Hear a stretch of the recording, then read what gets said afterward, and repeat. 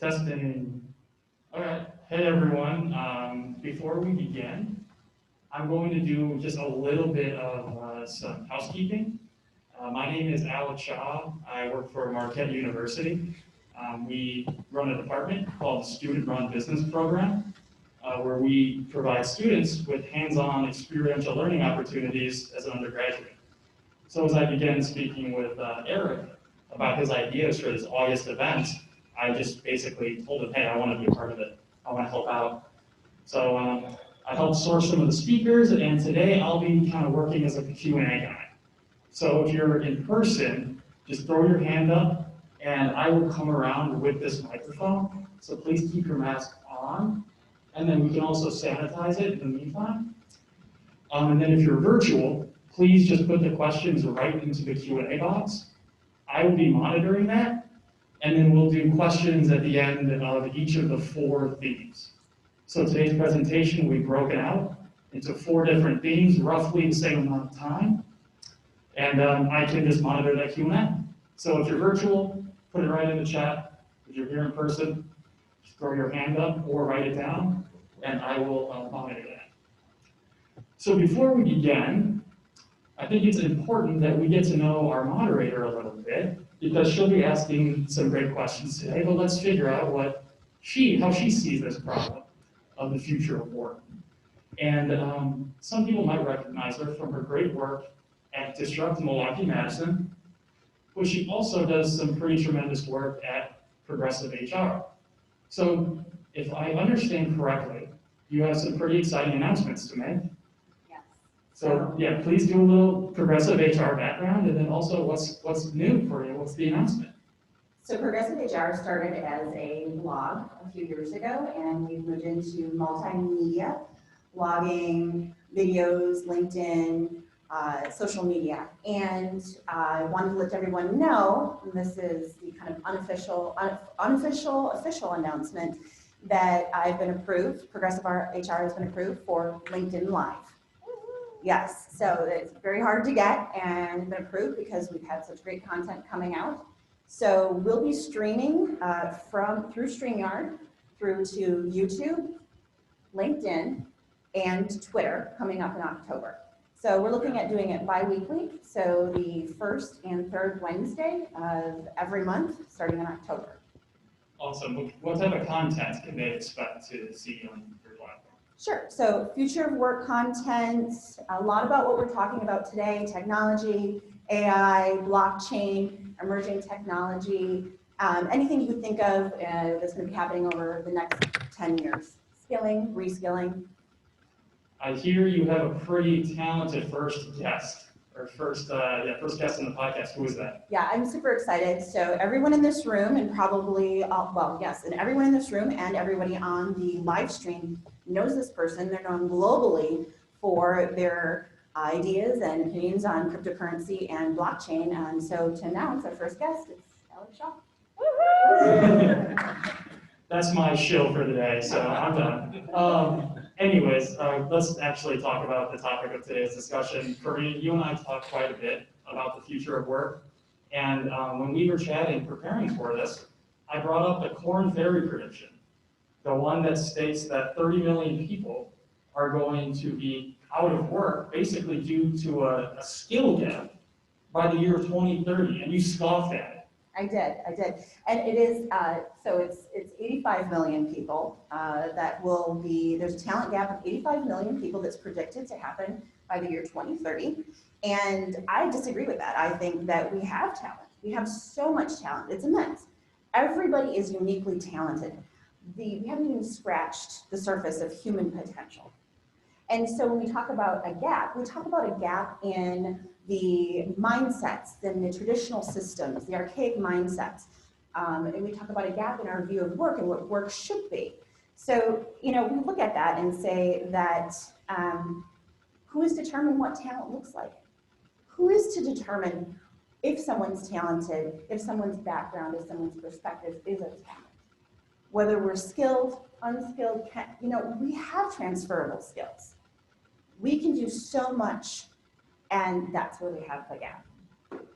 As well, we have a gap in comparing ourselves to others and how we judge others. We should be unapologetically who we are.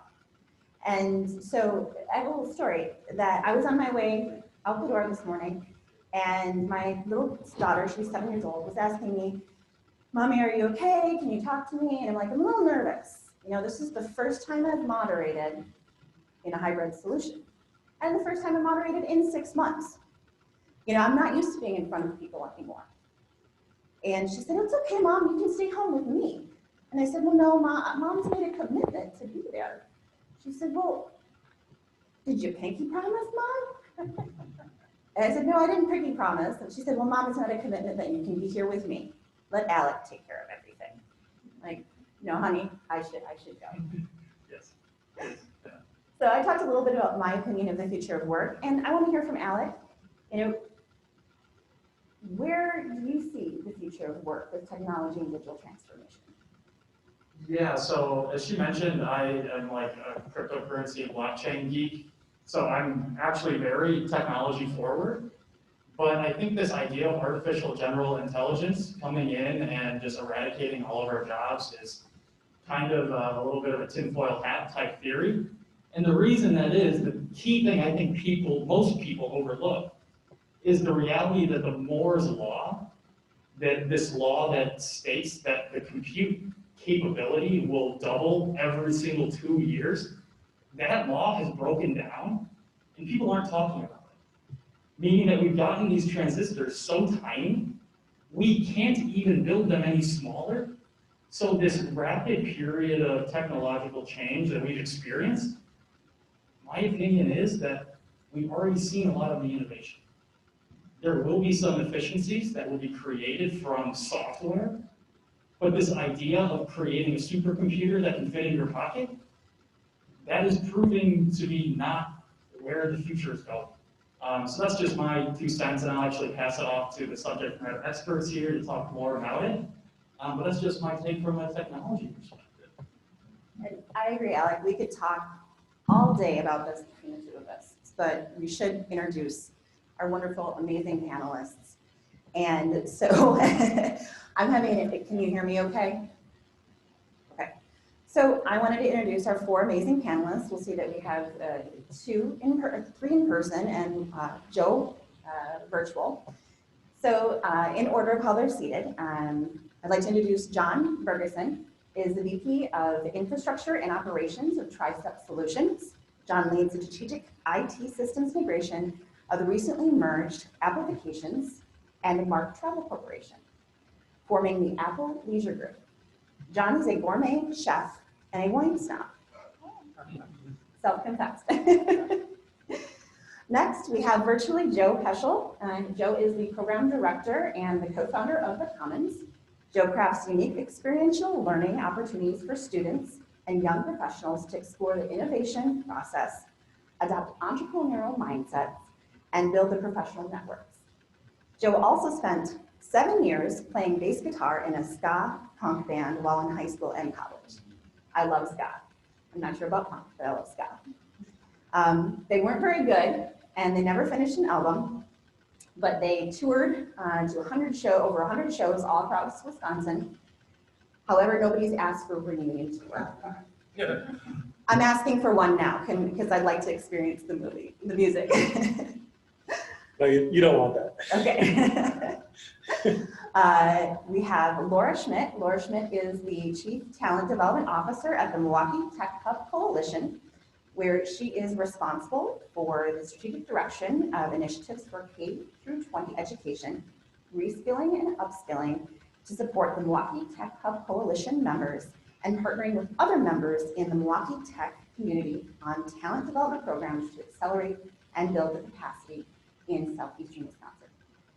Laura and I actually have known each other for 3 years, but this is the first time we've met in person.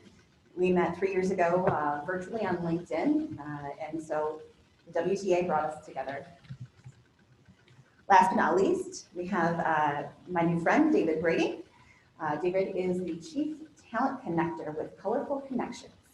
David matches employers with a spectrum of diverse talent across all industries nationwide, most notably not-for-profits, venture capital, marketing, and communications. And so David circumnavigated the globe a few times as a magician aboard a cruise ship. Nice calling. So let's get a hand for our panelists today.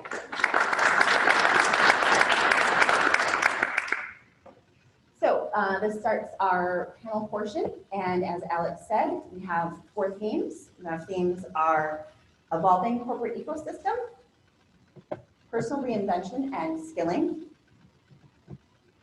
how technology and humans will work together in the future, and career empowerment for the next.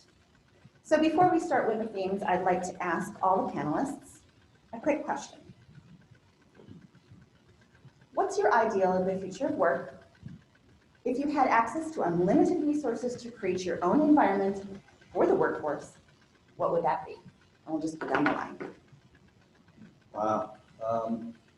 Look, I think the ability to work anywhere is one of my key things that engages and energizes me. In fact, that I can still do work whenever I want to, and whatever technology is in place that enables that, and wherever I want to. That's what I would love to see. As would I. Joe? Whenever and wherever sounds pretty darn good. I like that.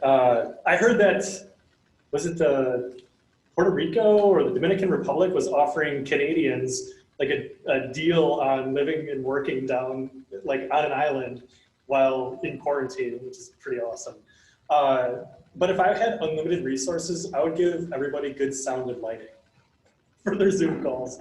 I think that would be pretty nice. Laura, let's hear your take. I guess for me, it's more around view of the access to tech jobs for all of those who have an interest in technology.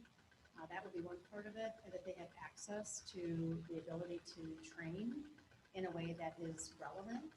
And then they have the ability to have a pathway to employment following that training. So right now, there's a whole large portion of our population that just feels as though they've been left out of that part of our economy. So to me, that's the ideal. If I had all the money in the world, everybody would have an opportunity to have access to the tech ecosystem. Let's hope Laura wins the lottery then. David, what do you think? I was just thinking that this is coming from the perspective of one that hires people. But what happens if you had all the resources in the world so that when someone applied for a job, a system could tell them whether or not they may or may not be qualified. But then, in addition to that, it would say, hey, listen, also, here are a couple other jobs, even from other employers, that you may be a good fit for. And then it told the person who's actually hiring someone, hey, this person, we're not going to tell you anything about them, but they have the right skills and characteristics. And even better, the work that you want them to do is actually the work that matters to them. And in my mind, that not only would create a bias-free hiring process, but it would also create a truly engaged workforce. And so would you call that a transferable skills marketplace? That sounds like a really good word or term to use. I think I will. Okay, so I David, reserve the right to change that. there we go. And David coined that, so everybody heard that. So, okay, we'll now start with our first theme, the evolving corporate ecosystem. So this question is to Laura. Laura, what role does the future work play as the corporate ecosystem evolves? I think that a lot of companies right now are trying to figure out how to do digital transformation. And so as part of that, I think it's difficult for them to identify what their skill sets are that they need. It's easier to try to hire from traditional talent sources. And so it's a little bit more difficult to think about the future of work and then how they find a place for a large portion of the population in that hiring process. So I think that's one thing that's changing. We're having a lot of conversation around how that changes the difference between talent consumption and talent development. That transformation already has occurred in other markets and other industries. So you've seen that in manufacturing. It just hasn't happened as much in tech. So I think that that's something that is going to be pretty transformative in the next few years, is to see how we start rethinking the marketplace and making sure that those with the right skills get into the right jobs at the right time. I think that's important. I think it's interesting that you talk about that it hasn't happened in technology yet, because we saw from the pandemic that we had organizations like Cisco and Albertsons transferring employees quite easily. So, and I think the other example was, I believe, Hilton, and I can't remember who that they were working with. So, Companies like Home Depot have taken large parts of their workforce and reskilled them into tech jobs, and they become some of the best subject matter experts in the creation of new technology because they've been working with customers and they understand the way the customers think. So those are large-scale, transformation efforts that happen from within. For organizations like the Coalition, we're trying to also build capacity on top of what's happening in individual companies for those that aren't necessarily part of those reskilling efforts that are happening within the corporate infrastructure. thank you, Laura. The next question is for Joe and for John. We'll start with John first. What are the implications of COVID-19 accelerating the future of work? Yeah, that's, COVID, I always look at it, it's a double-edged sword. I'm not sure I would have desired it to happen, but, I look at it, really COVID in my mind, it's functioning as a catalyst and sort of an affirmation of this theory that you could run a business with a remote workforce. We're seeing it happen today. It also proved out that the whole communication infrastructure was really there to be able to accommodate a rather rapid and massive transition of the workforce, from these, traditionally highly densely concentrations of office workers in buildings with high capacity coming into basically distributed home workforce at that point. So I think those are, two huge implications. And then with that last one, I would say that a lot of companies became aware. A lot of companies knew this ahead of time. You go back in the 90s, we saw a lot of these things happening, but companies now started to become acutely aware of the cost that was associated with having brick and mortar office space. And, there's a financial impact on most businesses with COVID. As a result of that, most CFOs were looking at everything, inclusive of the office space at that point. And so we're seeing that really have an impact on the commercial and rental industry. I think that I read someplace that in the San Francisco Bay Area, rental rates are dropping 11 to 15% or something like that. And that's just simply from rent or flight. Those are some of the big implications I see. Thanks, John. Joe? Yeah, Corinne, I'm a big fan of trends. And when you look at how COVID has really impacted our workforce and the future of it, I think it's accelerated and basically plopped us out 5 to 10 years into the future, all in 5 months, which is a really interesting thing. And I think two of the trends that I would identify as having some real significant impact is the accessibility and scalability that comes along with utilizing technology to engage your workforce, to allow for remote work, to allow for working from home, to have a more flexible workspace, making this sort of engagement and work more accessible. I am digitally here with you all. I think for the sake of this panel, it was important that one of us would be virtual to show the amount of accessibility that we have. And there are how many people on this call participating virtually as well. So now it offers a scalable solution. In the Commons and some of the other work that we do across our community, we were always limited by, okay, how many seats are in this room and how much food can we afford for lunch and those sort of things. And it's like, okay, I guess 50 people max, we're good. Now when we've gone virtual, we've had 150 on a call and engaging in some sort of programming that we might be running. So the scalability factor has really come into play as well. So yeah, accessibility and scalability, I think are two of the major implications here. That's such a great point, Joe. So would you say that remote work is the future of work? I would say that more flexibility in the workspace, in the work environment is the future of work. I don't think that we will always and forever be working remotely. I don't think people want to be home that much. But allowing for more of that flexibility, having employers understand that a workforce does not need to get their work done within the office is a new realization. I think there are industries that have found themselves in a more productive state in the last couple of months. There are others that have found them in a less productive state. And it kind of depends on the type of work being done.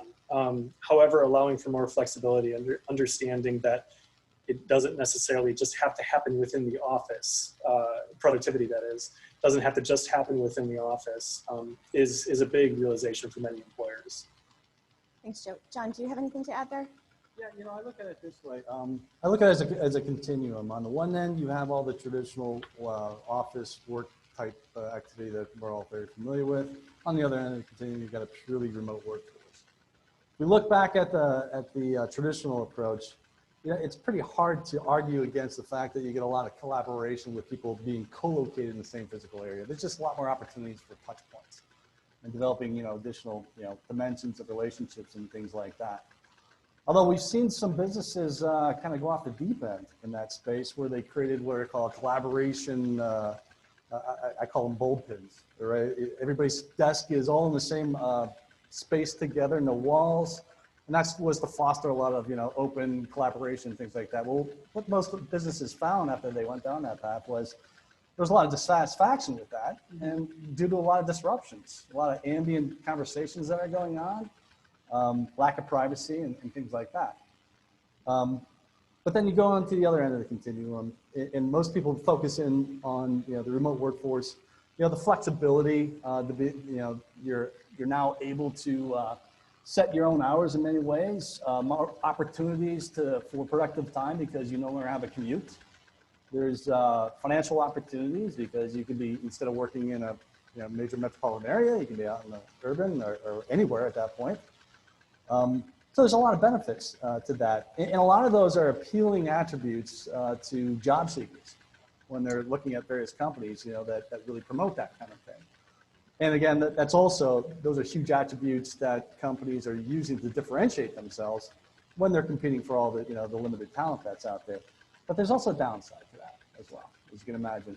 Particularly, you know, when organizations or people, either organizations don't provide the right tools in place and guidance with those tools, and also individuals have to establish that discipline so that they're able to block themselves out for that time where they need that concentration. And when you're working at home, you got, you know, animals running around or something like that, that can be very difficult. So I think that most businesses, depending upon, you know, the type of business and the type of work and their financial situation, they're going to find some mix somewhere along that continuum, and it's not going to be the same for everybody. It will vary depending upon what that, you know, the domain is that they're addressing. And I think to myself, you know, it's pretty hard to have a remote workforce working on a production line that's not highly automated as well. So it's going to be a mix. I would agree with Joe on that. Corrine, I'd like to add, you know, off of John here, that potential downside. I believe that when we're thinking about the future of work, all of us on this call and in the room need to be careful advocates for our own selves and respecting our, you know, personal space, mental boundaries, those sort of things, because we run into this really slippery slope. I've been in the entrepreneurial world for, you know, decades now, and it's dangerous to like never really leave work at work. And so as employees, we have to be advocates for ourselves to not get caught in the, like, am I working from home or am I living at work? That is the danger of a remote workforce. And I think I use that word advocate really carefully because I don't think many employers have the right processes in place yet, because it just is, it's all new. And so it's kind of like, hey, you know, just got to get your work done. And I agree that, yeah, you can do that kind of from anywhere and anytime, but when is it on, when is it off is a thing that I think has to be defined individually. It's a tough thing to put a policy around, and especially when you throw in home life and kids and family and pets and all that sort of stuff. Where are the lines? Do they need to be there? How are they defined? Who defines them? It's a conversation that I think a lot of employers are finding themselves unsure of and not knowing what the answers may be. And thank you for that very important Joe, and thank you, John, for your response as well. To that point, Laura, do you feel the region is ready for the future of work? Yeah, I think that one of the things I wanted to add as another opportunity to what they were discussing is the opportunity for that lifelong learning we always talk about. We talk about the fact that a lot of traditional corporate ecosystems, they used to invest a lot in their employees and training and all of the professional development. And as we had trouble with the economy, that all got cut back. And then we found that in a lot of organizations, incumbent workers were left without that training and not really knowing where the business was going, and then not knowing that they were quickly losing touch with where the future of work for that organization was. And then many people found themselves displaced. So I think about the opportunity that this all presents. So in addition to remote work, we think about remote learning and virtual learning. All of our kids are going through that right now. But we also have the opportunity to think about learning about where our organizations are going, and then what place we want to have in that, and then what reskilling we can do personally in addition to what we might have counted on our company to do for us in the past. So I think that that's been a big change. In terms of readiness, I'm going to just echo, I think you had talked about this is all new. I think the readiness is understanding that this may not end anytime soon, and now that it's going through this transformation and businesses are saying, I think we can do this without everybody being in the office.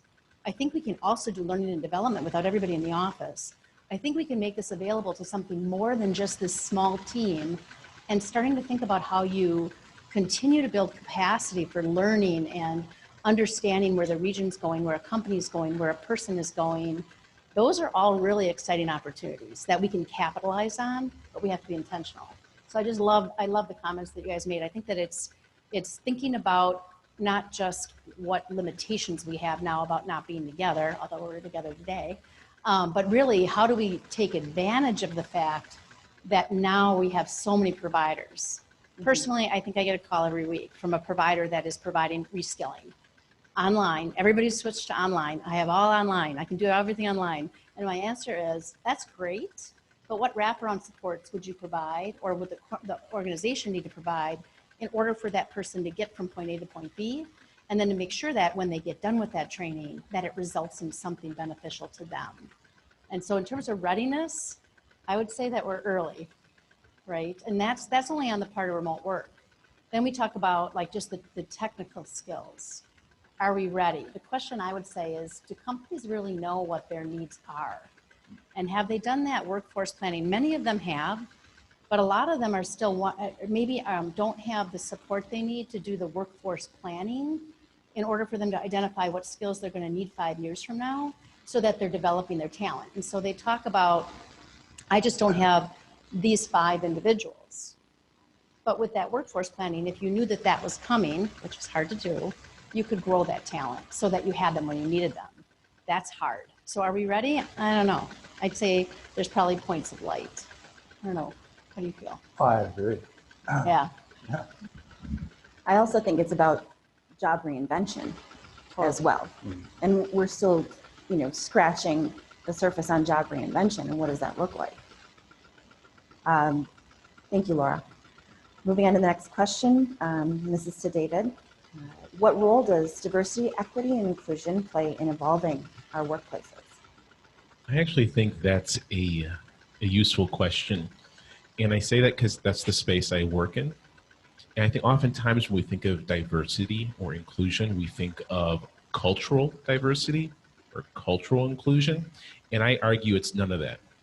I actually argue that diversity is everything you see and everything you can't see.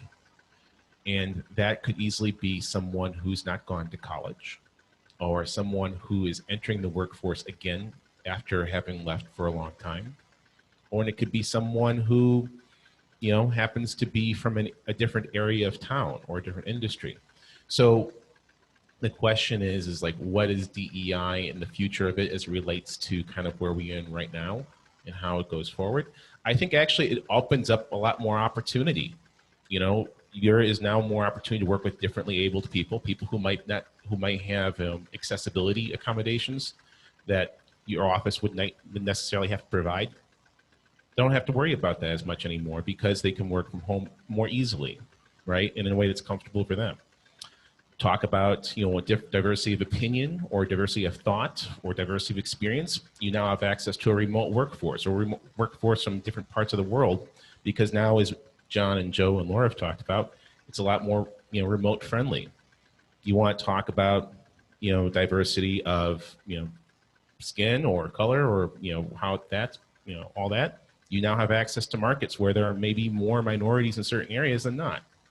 So I think actually the world for diversity and inclusion is a lot more open. I think the challenge is how do you adopt a mindset where someone different, whatever that different is, feels welcomed, and not just welcomed, but their story, their experience is given efficacy.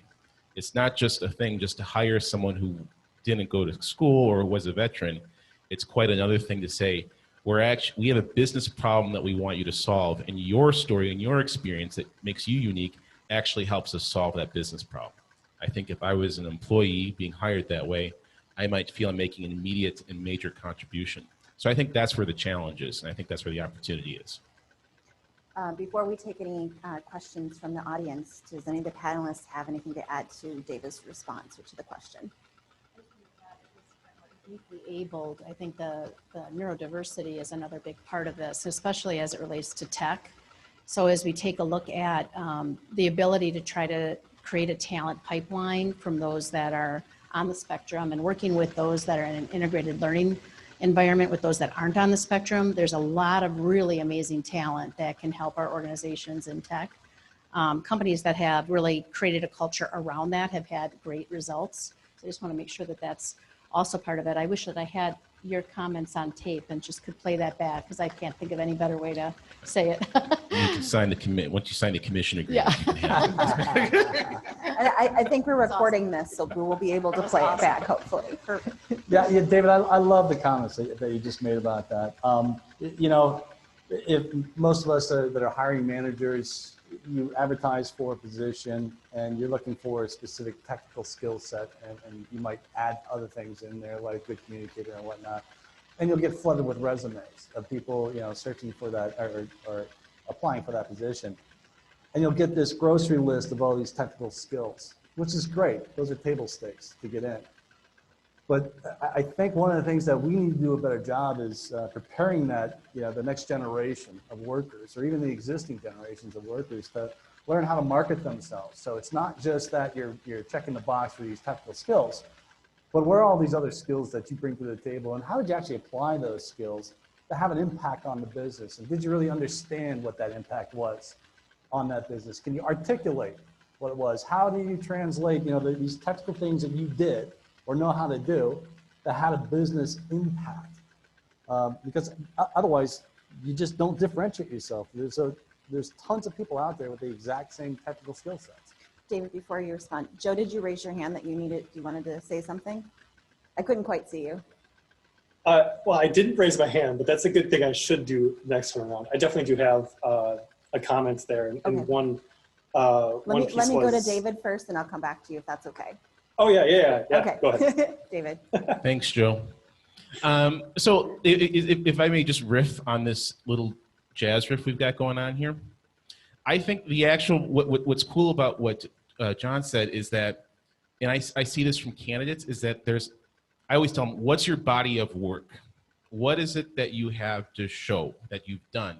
And then the second question is what are you looking to get invited to do more of? Right? And I think that mentality really helps, especially if you're trying to attract diverse people, because they're looking for an invitation to do something more of what makes them come alive. I think someone who writes job descriptions for a living almost, you know, one of the things I like to offer is this is what you get to do, right? It's the same thing as saying these are what your responsibilities are, but when you phrase it as this is what you get to do, it's like, oh my God, I get to do this. Right, and I think it puts in the mind of a job seeker, someone's going to value my contribution by enabling something that makes me me. Anyway, I'll go back to Joe now. Yeah, thanks, David. Okay, Joe. Yeah, no, David, that's those two questions that you just asked are. It was, I mean, like not surprising because I know who you are, but it was surprisingly refreshing to hear questions in an HR process be phrased like that. And I think HR systems, as we have all engaged with them in some way, shape, or form, they don't feel or sound like that. And so the more that they can is a really good thing. I heard Amanda Daring at Nuance say this thing that has always rattled around in my brain. It's probably like a year or two ago that she said this. She said, be cognizant that HR systems were developed and continue to be implemented and supported by people that succeeded within them. Meaning that there is a natural bias towards HR systems finding more folks that would succeed and filter on through those types of systems. And so to find ways, I think smart companies find ways to challenge them every now and then, and to make those adjustments to react and open themselves up to the diversity of candidates, the being inclusive in their nature, and finding ways to ask questions like David just did, which invites people to share more of a story about themselves. Perhaps even suggest ways in which they would help the company in that particular role that they never thought of before.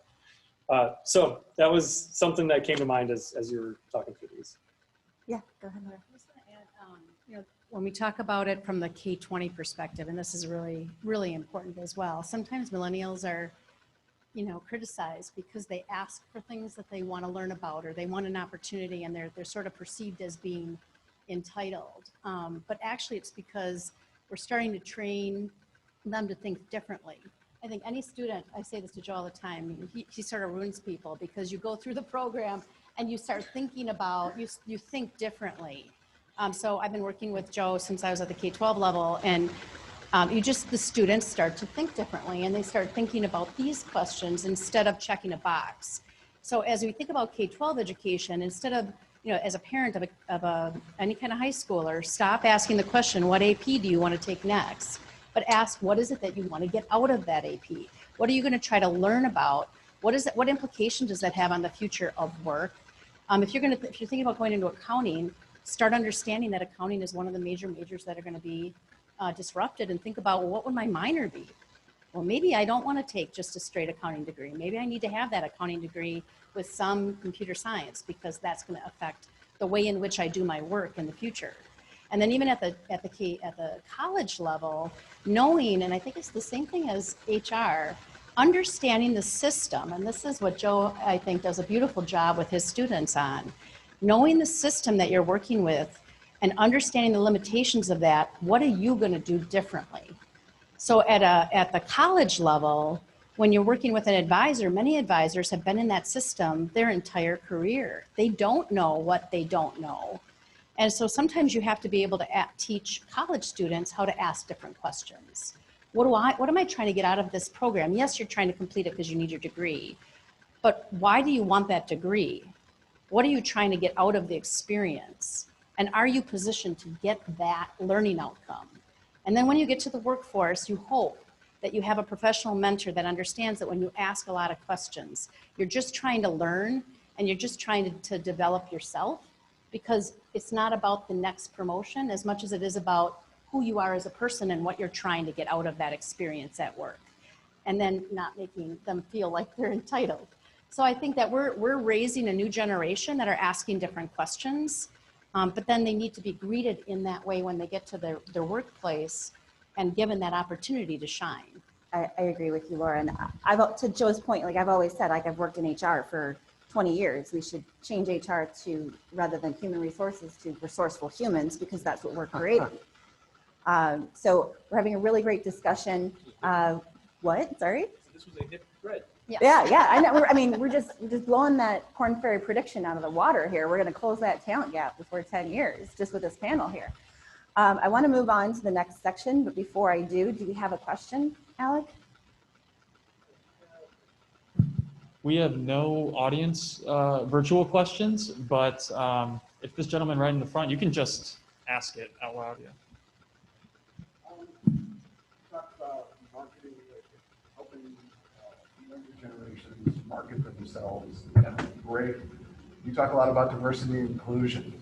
What I'm not hearing about is people like me with gray hair, who, especially people who have a different skill set and they're getting displaced, maybe it's automation, maybe they're a factory worker, et cetera.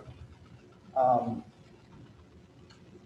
can you address people that have domain expertise but don't have the necessary skills to translate that into a tech environment?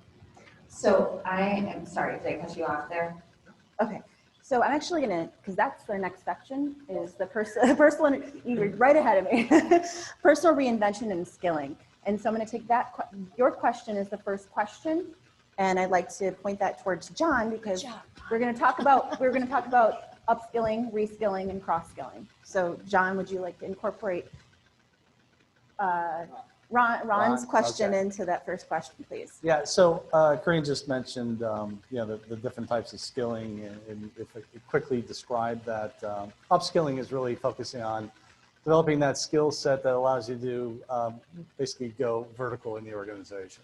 So within your domain, taking on more responsibility, a higher level of deeper skill sets, or what have you.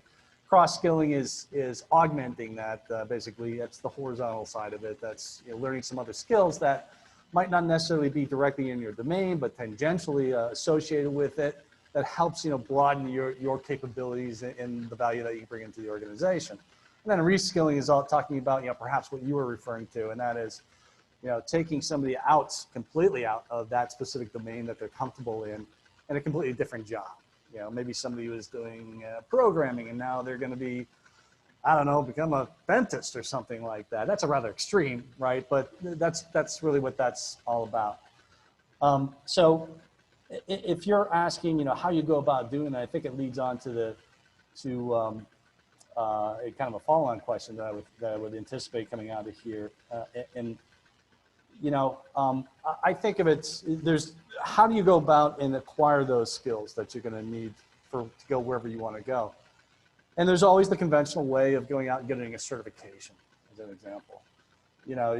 Certification programs are set up so that they actually test your skill level, and somebody else says, yes, this person's really good at this. CCIE, MCSE, whatever. There's a whole alphabet of different types of acronym certifications that are out there.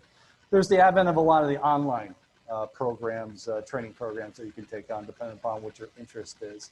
And I think that we're going to be providing some additional resources of examples of that. LinkedIn has one as an example that when you set up your profile, based upon the skills that you actually identify with in your profile, you can actually take an online assessment of that skills, and they give you a score back. And then you can use that to advertise yourself as well. I think that particularly in the case where people maybe, they're in an organization today, what I like, a tool that's been successful for me, and it does address what you're talking about, is what I call a skills matrix. And this is something that, and again, we'll be providing an example of this that I'll be talking about. This is a tool, it's a very simple tool, and you can see examples of it out there, and companies may have something that exists today already. If not, develop one on your own.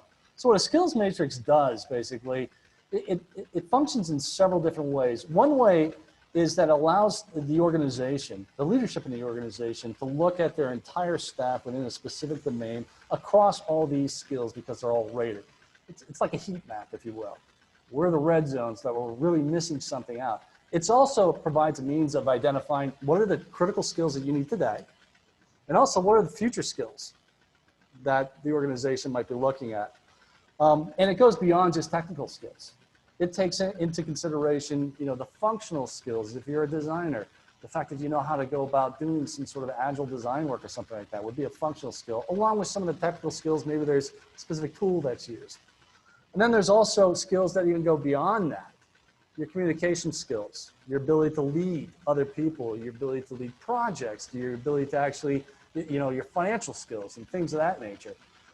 And what I like about the skills matrix is, you can develop this on your own with your supervisor. I recommend that supervisors really kind of drive this, but you can do it on your own. And out of that, what that translates to is your ability to actually create a development plan for yourself. You've assessed, from a scoring standpoint, you know, how well you are in these various areas. And from that, you're able to identify what's going to be important in the future and how strong are you in that space. Well, that translates naturally into that's where you need to be focusing whatever kind of additional education that you need. I mean, that seems to be, that has been a very successful approach for me. And so as John mentioned, we're going to be providing to all of the people that are here today and everyone that is registered on the virtual, a number of different links to resources and also including the skills matrix that John mentioned. So with that, John answered 3 questions. So Okay. Great job. So my next question is to Joe. Joe, you recently launched a summer internship with the Commons. We recently lost it too. It just ended on Friday. So. So, and you put this together, you know, kind of rapidly in light of COVID. So, you know, and you had a great experience too. So can you tell us a little bit about how you got on and what digital innovation skills did your students come up with or skill up with? Yeah, skill up with. I like that. I mean, to say that we put it together kind of quick is a bit of an understatement, but it also has to do with reinvention. So at the beginning of this, well, at the end of the spring, we had this pesky little pandemic hit, and all of our normal programming that we would do through the Commons kind of got postponed, we'll say. And so a lot of our corporate innovation work that we do with our partners and the educational market stuff that we were doing is like, okay, that's not going to really happen in the same form. We took a quick moment, continued to offer some virtual programming just for the community to continue to engage with one another. And it allowed us to test out a couple of our content modules and see how they translate virtually. We felt really good about how that was going. And so as we thought about what our summer looked like, and as an organization, how we would reinvent ourselves to respond to the needs of the community, we started to hear from past students that we engaged with, you know, asking us, hey, you know, my internship just got canceled on. Do you know of anything that's out there? We've been a regular job source for many of the alumni of our programming. And Maggie and our team started to say like, hey, I'm getting a lot of emails about this. And so we thought, well, let's gauge the market here. And we put out a LinkedIn post asking, hey, any students that are out there that, you know, this coming summer's internship market, what does it look like? And I think within like 3 days or so, we had 175 responses saying like, it's messed up. It's not looking good. Things are getting canceled on us left and right. We don't know where to go. And everything's uncertain. So that was a big signal that there was some need within the market. We got in contact with our educational partners. They confirmed the same thing, and we started to craft a 10-week part-time paid virtual internship program all around building up awareness and skills around technology, the startup and innovation sector, and worked really closely with Laura and the Milwaukee Tech Hub Coalition to really put a heavy emphasis on that tech skill being a support on all of the different student teams. And from there, we and our team busted our butts for about 3 or 4 weeks to raise as much money as possible to sponsor as many students as possible. In a couple of weeks, we had 700 applications from students all across the state, all across the country, really. They just had to have some sort of tie to Wisconsin. So we're, you know, home support for them. All different majors, all different years in school. It was pretty nuts. We were able to support and sponsor 120 interns this summer. And so for 10 weeks, every Monday, Wednesday, Friday morning, virtually on Zoom right here, we would facilitate workshops, bring in guest speakers. I think I heard Erica Conway's voice earlier. She was one of our awesome speakers. David Brady also spoke at one of our lunch and learns. We really got these students a virtual taste of how Milwaukee supports the talent pipeline. It was an awesome experience, probably the most meaningful work that we as an organization have done to date, just because of the economic and social impact that we had there. But really, what we wanted students, your question about digital innovation skills and the play there, we wanted students understanding, I mean, there were students studying fashion design that got accepted into our program because they answered questions, our application beautifully. They have that creative problem-solving mindset. They were bringing the right motivation and drive to the table. And then from there, we know that technology and its adoption affects every industry out there and is going to only accelerate. And so we need all of these different students in all these different areas. Laura, I think you mentioned the accounting major. You should know how technology is going to influence and disrupt your field across the board. Because right now our educational systems are set up to, in the same way that they have for a very long time, show you how to do these things, perform these tasks, and these students are walking across the stage with a degree in accounting and going to the job board and being like, accounting job, please, and thinking that that is just going to be their life for at least a while. And so we wanted to show them that innovator's mindset, that creative problem solving, the tech-enabled thinking allows for new types of scalable solutions that influence and disrupt entire industries, put you into a leadership position, and really will help you accelerate through your career. So we were really, really happy with how that program went. Look forward to the future iterations that we have coming up. Thanks, Joe. Yeah, I think that's sorry, I gotta cut you off pretty there. much the question, yeah, sorry. I might have gotten too long. That's okay. I can tell that you're really excited about this program, and I think the Commons is a great resource for our graduates. I wanted to ask Laura, however, to Ronald's point, is that, what skilling resources are available in Southeast Wisconsin for maybe people that have been furloughed or it has been in the traditional technology. Yeah, I definitely want to get back to Ron's point, just to play on Joe's real quick. The other thing that he didn't mention, but I think is really important, is in addition to it being an amazing program with an amazing team, they also provided and made sure that there was a living wage for the interns. And that was, I talked earlier about, we have to make sure that we're addressing the barriers to access. Joe and Michael were extremely conscientious about that.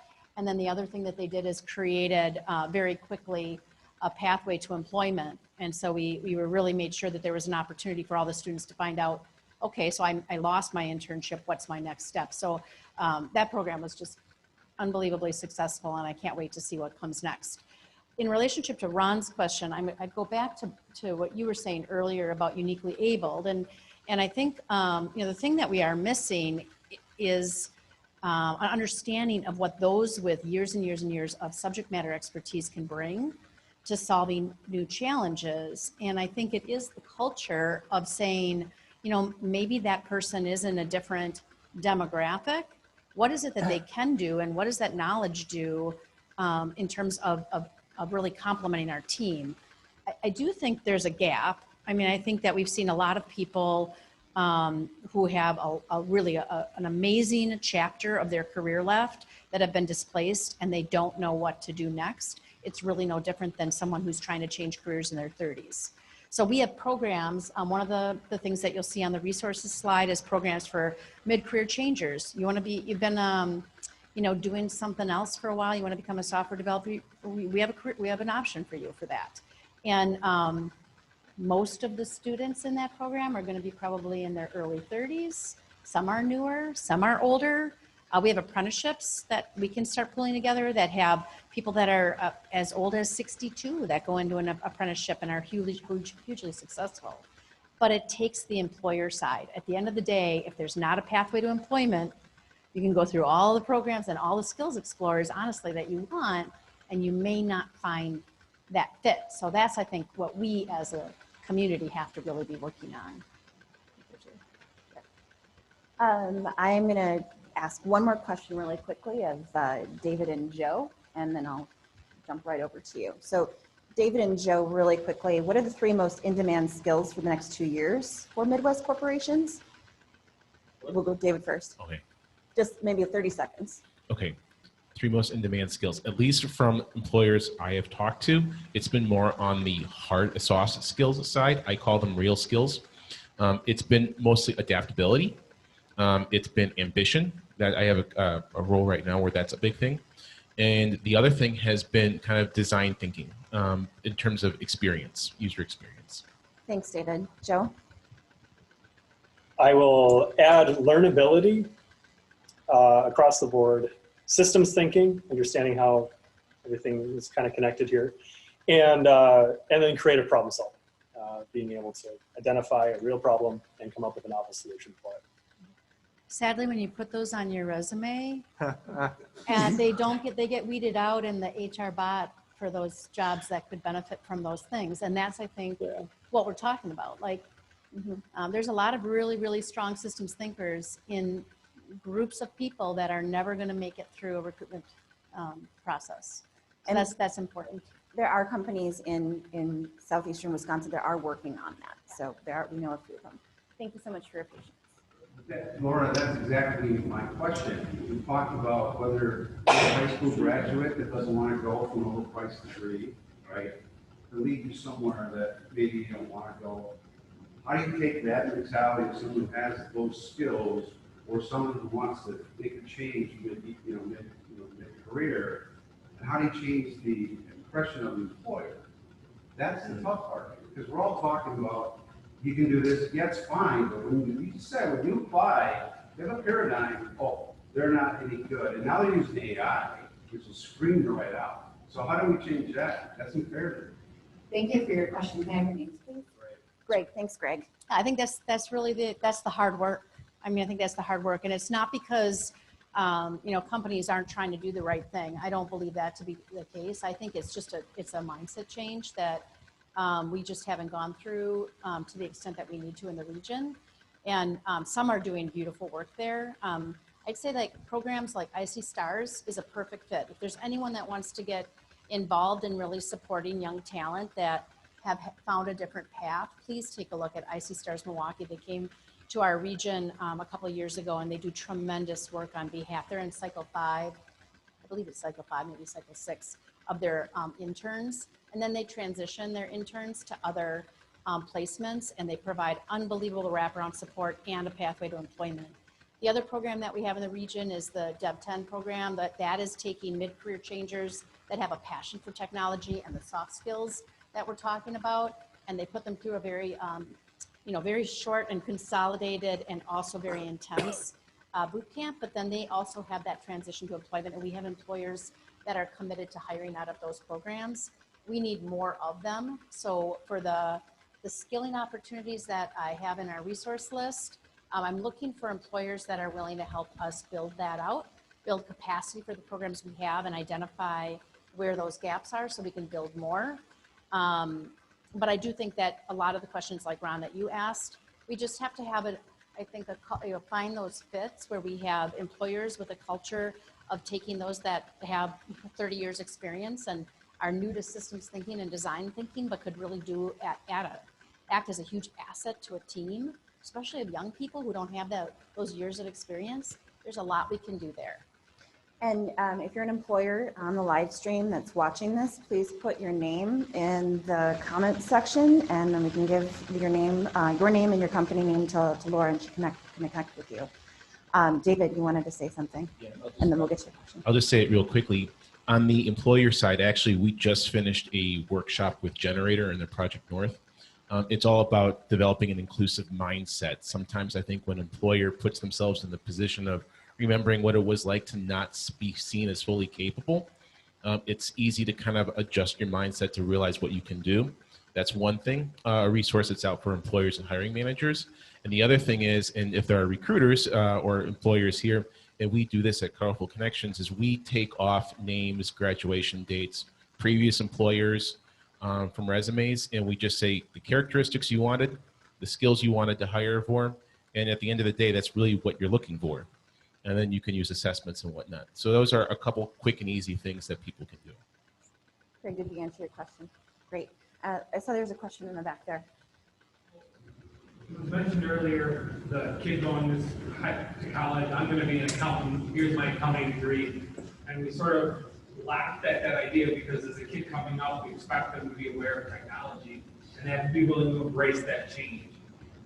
Would it be fair to say that that same argument should be made from both employers and people who are looking to reinvent or re-career?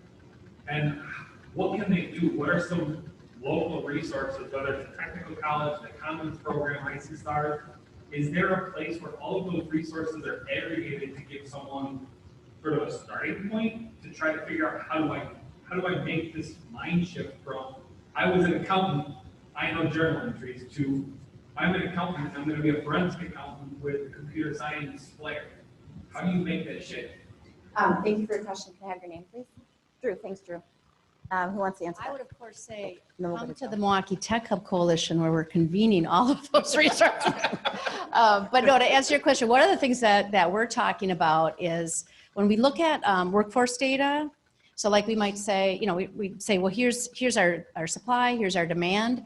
We have to start getting a lot better about saying, if we have an oversupply of a certain amount of talent and we find adjacent skills that would allow us to address an area that we're not as strong, having something that actually takes that group of people and reskills them into those roles that have adjacent skills, that's something we're talking a lot about right now.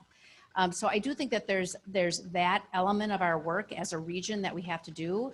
Personally, it is a lot of reading and trying to learn. I mean, if you just, subscribe to the Milwaukee Tech Hub newsletter, you'll learn a lot. No, but I think like for me, I was given guidance really early in my career that you just follow what you love to learn about. And so if you follow that, you end up meeting great people that help you in that journey of understanding things you didn't know. You just keep asking questions, and that leads to what you're really talking about is trying to get guidance. Instead of looking for a job, I always say, try to find people that are doing interesting things and ask them questions that lead you to the next step. So you're not saying, help me find a job or help me on my personal journey, but you're asking them questions to lead you in that direction. And then I think that some of the things that you talked about in terms of understanding where your skills are, and then when you start to understand where your skills align to something you see happening, then you start moving in that direction and you're prepared when that opportunity exists. That's what I would say. It's not as easy as it could be or should be. But I do think it's, whether you're outside of the workforce right now or you're in a job, and this is the hardest thing. We have a lot of people that are working 40 hours, 60 hours a week, go home, they're taking care of their families. They do not have time to even pay attention to what's going on around them. And so they're displaced before they even know what happened to them because they thought they were doing a good job. But while they were doing that great job, the world around them changed and they weren't ready. So I do think that that's something that, I hope a lot of our companies are doing is helping all of their employees see where the business model is going and how they can be part of the future of that company so that they can personally reskill in addition to any kind of corporate reskilling that might occur. So I know that Joe also wanted to weigh in. Do you want us to give you a minute or save to the end? Yeah. Just a quick minute. I know that the entrepreneurial world is not for everyone. There's a little bit of a leap that has to be taken there. However, a great resource in Milwaukee that we're closely involved with is a program called 4M. It's a tech startup incubator program, kind of the first step for those with many years of experience, trapped knowledge, insights, and are able to apply that and kind of get an idea that might be in your head, out of it, get connected into the ecosystem, work with mentors to refine that concept, and then go on to some of those next steps, whether it's funding, first customer, an accelerator program that might be out there. That's something that for those of you in the audience that have some of that expertise might want to explore a little bit further. So I'm going to move on. Thank you, Joe, for that. I'm going to move on to the next section because we're going to overtime a little bit here. And if anyone has any questions regarding this section, we just still have the Q&A at the end too, an additional Q&A. So I wanted to move on to how technology and humans will work together. And the first question is to Joe. Joe, some discourse implies that remote work cannot be classified as digital transformation. Do you agree? Why or why not? My quick answer is I don't agree. I wouldn't slap the digital transformation title onto the way we've turned into a remote workforce. I liken it very similarly to how we started to have to use computers and switch to email rather than phone calls, or started to use Slack for regular team communication. I think it is more of an evolution piece and helpful in project management. and maybe more so than anything, a cultural transformation rather than necessarily a digital transformation.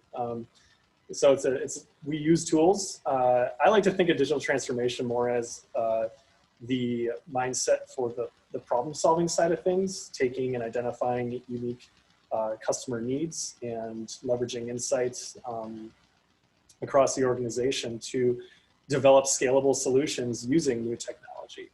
So in my mind, that's kind of where the digital transformation piece really comes into play. Whereas everything else kind of feels like a little bit more of a cultural or project management tool type thing. Those are my 2 cents. Maybe others on the panel have different opinions on that. Does anybody have a different opinion? No? No. Okay, great. No? So Oh, all right, nailed it. yeah, there you go. High five. Virtual high five. So we'll move on to our next question. This question is for all the panelists, and we'll start with John, and we'll go to Laura, David, and then back to Joe. What are the various virtual connection and communication skills we can develop for our new virtual world, other than virtual high fives? Virtual communication skills. Look, I would say whatever your business has made investment in for the collaboration tools themselves, learn it inside out. I don't, if it's Microsoft Teams, if it's Slack, whatever it is, become the expert, the resident expert on it, and lead by example. That I would sum it up that way. Awesome, thank you. Laura? Oh, I'm gonna go back to some of the things that Joe mentioned. I think making sure that you understand. Could you use your microphone, Oh, please? sorry. Thanks. Making sure that you understand the impact of back-to-back Zoom calls. I started my new role on April 1st, and I've worked, actually I've worked as a consultant for 15 years. So I've worked out of the office and in the office and a lot of other things. I don't think I've ever experienced that Zoom whiplash. I think you might have mentioned or coined that term Zoom before. fatigue. Oh my goodness. But we get so much more done. But those water cooler moments are like all day long. It's like a continuous Zoom call. And I think, that self-care piece is an important part.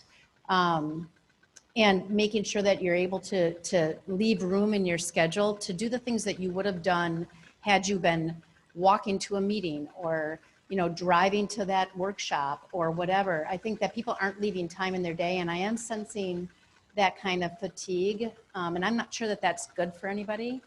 You would think that we'd have more flexibility and then maybe we'd be healthier.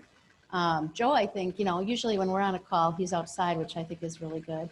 I'm still sitting in an office, but anyway, so I think that all of those things are important to take care of your mental health and take care of not being on 7 a.m. to 7 p.m. Zoom calls and then taking that phone call because you couldn't fit in all of those Zoom calls. So I think that's important. Thanks, Laura. David? I think it's important to develop the skill of giving yourself some grace. I think that with so many things happening right now, it's important to be able to give yourself some grace and give yourself a little bit of break, and also try to find a way to extend that to others as well. If I could add on to Yeah, what yeah. Lori was talking about, I really like that because I'm a data-driven individual, and human beings don't act like machines. Everybody knows this. We follow what's called the ultradian performance rhythm, basically, and it's a long. This was done. Studies done back in the 90s. Human beings, they perform in a roller coaster, if you will. If you were to chart this out, you've got about 90 minutes of when you've got high energy. You're very productive. You're able to be focused, whatnot. You hit a point where exhaustion comes in. You need to break away. So there's about 20 minutes there of recovery time. I mean, this is in general. Most human beings are like this. You need that recovery time, and then you're going back up in this other cycle, and it goes throughout the day. Indeed, I had to do some of these studies when we were deploying out some collaboration tools. For whatever reason, I stumbled across this. The average 8-hour working day, how many hours is actually truly productive time? 90 seconds. Yeah, well, for some people, yeah. It's 3 hours. And that follows right with the ultradian rhythm model. But to Laura's point, you got to plan that in your calendar. You got to block that time off. Otherwise, you're certainly not going to be as productive. You're going to burn out a lot faster. So just piling on there, Laura. Joe, what do you think? Yeah, I was gonna say like that empathy, respect, and transparency. I think that's been kind of covered in the points already. So I will add the new opportunity to be even more timely and concise with things. I mean, before it used to be like, okay, I got a meeting across town, so I'll drive. In Milwaukee, everything's 15 minutes away, so I'll drive 15 minutes to get to that meeting. I'll park, I'll go in. It'll be always scheduled for an hour, right? It's scheduled for 90 minutes. Everything's always scheduled for an hour. And you get your cup of coffee, you sit down, you say your hellos, you do stuff. You might get through your topic of conversation in 35 minutes. And then you're just like, okay, 20 more minutes to spare. Let's just keep on talking for a little while. Or the conversation continues onward. I think that when we were in person, there's a little bit more of that, like, okay, we said we were going to meet for an hour, so we're going to meet for an hour. I think now, if you have that remote work setting, you can be even more cognizant and respectful of the agenda and the things that you have to get accomplished.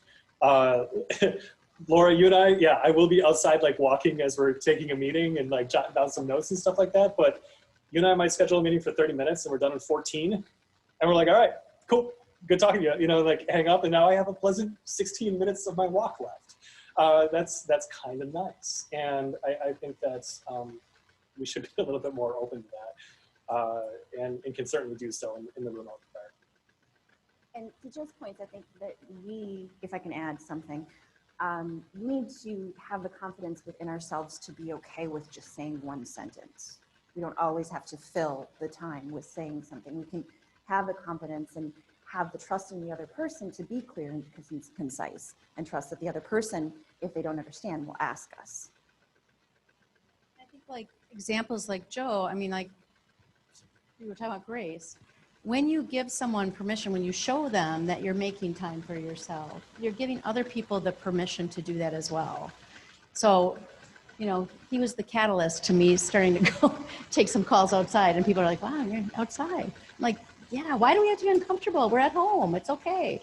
So I think that, I think the grace and understanding and empathy that we're all like dealing with, some pretty heavy workloads in a virtual environment that's emotionally exhausting, and it's hard on the eyes. So, take some moments to be off video and take some moments for yourself and give yourself some grace when you don't get through everything that you thought you were going to because you're just really tired. So I think those are all important skills.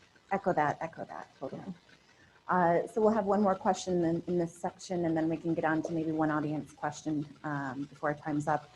So Laura, how can we reimagine the possibilities of machine and human collaboration into the next level? Yeah, or the new next, sorry. Yeah, that was like, I think a really interesting part of this segment of the questioning. We talked about the future of work. I've always thought of the future of work related to AI because that was just a passion of mine when we were at the K-12 level, and I'm part of a national group that's reimagining K-12 guidelines with AI. They are teaching in other parts of the country, kindergartners, about how machines sense things. And they got to teach them about senses anyway. So we teach about human sensing, and we also teach about how computers sense things. So the fact that a kindergartner or a second grader can understand that concept, when I look at the scope and sequence to the AI for K-12 guidelines, and I think about all of the students that don't have access to that, I find that interesting. When I think about the number of students in college that don't understand about digital disruption and what that term means, I find that interesting. And then I think about all the people that are in current professions that don't understand how their professions are being disrupted, and I find that concerning. And so I think we all have to think about what skills make us, really are uniquely human. Those are the skills that are going to be the most important. You talk about soft skills. Those are really important. Empathy, emotional intelligence, understanding other people and scenarios and perspectives. Those are all things that they can't automate. So we have to think about what makes someone uniquely human and build up those skills. And then we have to also think about how are every one of our programs, K through 20, and how are every one of our professions being transformed And then how are we going to reskill to make sure that we don't displace people or consider them to be disposable? So that's the biggest thing for me is it's more of a, I feel bad to know that there's a lot of people out there that are going to be disrupted at no fault of their own. They just didn't know. But machines will never take over what humans can be. Well, it'll take over portions of what humans can do. And the question will be like, one of the things that when I went to an AI conference, we talked about, basically a patient team.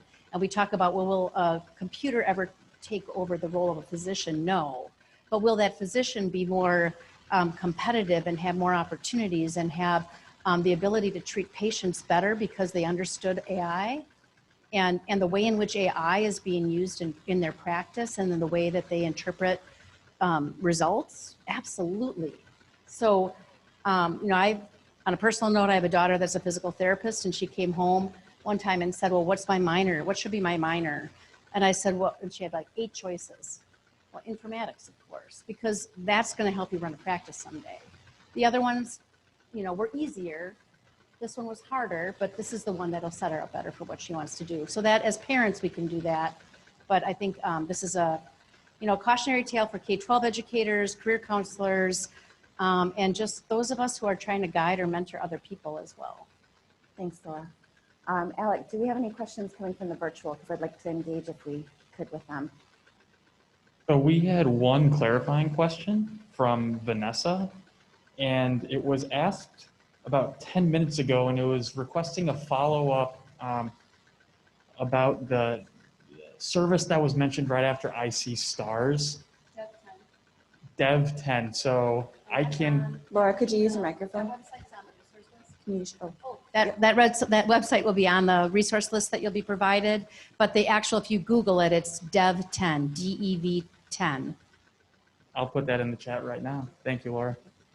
Is there any other questions coming from virtual, Alec? Nope, that's it. Nope. Okay, we've got 2 questions from the audience here. The gentleman in the gray suit, your name is? Jeff. Jeff? Yeah. Okay, thanks, Jeff. And then I'll get you right. Yeah, pop down a little bit. So there's one end of the spectrum, and it's a Joe Rogan podcast with Elon Musk about AI, and it's frightening. But I'm curious as to, from a panel, entertaining but frightening. Like, how much is too much? When you look at the machine learning and AI and all of these things, there's a level to which people say, okay, good to this point. I'm curious what the panel thinks that point might be. Anyone want to take that, or do you want to direct that question towards anyone in the panel? Okay. First come, first serve. I'll take it. I guess the thing that I would say is there's always, I'm not going to call Elon Musk fringe, but I'm going to say that is one perspective, and that's the industry he's working in, and that's what he does his research on. I'd say most of the things it's going to be augmented, and that's all the research that we've done and all of the different studies. It's more of like thinking about those baby steps. The problem that I see is that people are so freaked out about, the one side of the argument that it causes them to stop learning and moving in a direction. So, in terms of like AI, it would be more like, well, what's the first thing that might happen? And are we prepared for that? Like one of the things would be, where is our data? And is our data in a framework, or is it in a position that it could be used to start creating AI solutions? That's usually a first step.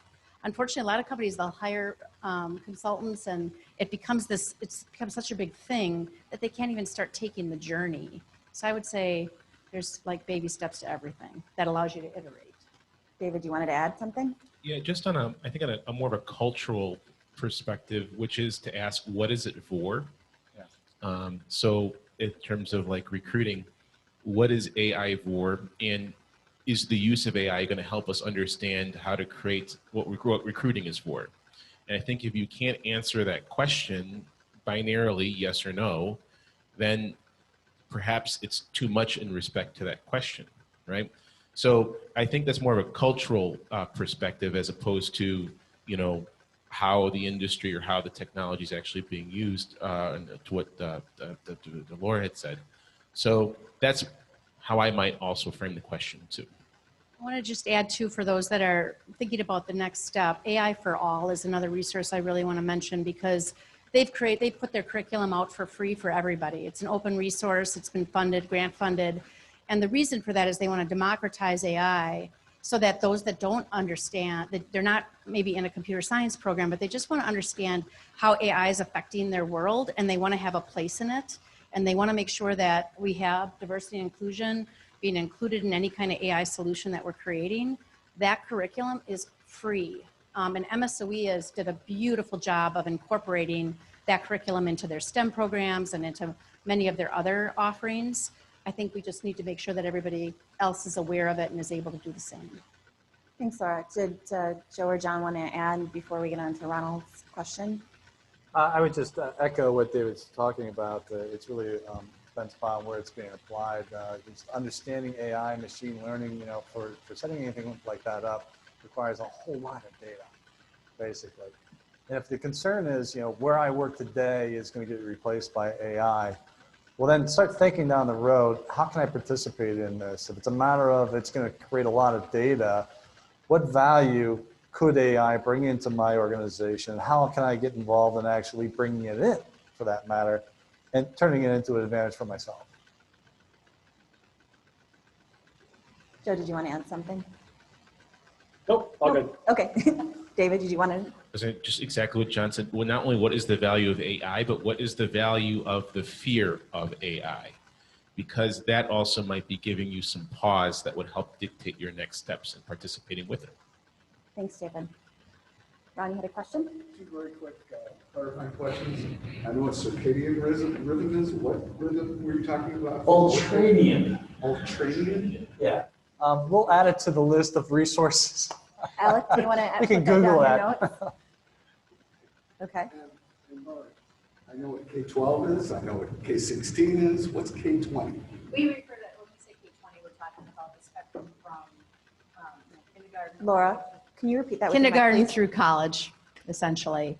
And when you think about K-20, you're talking about advanced degrees as well.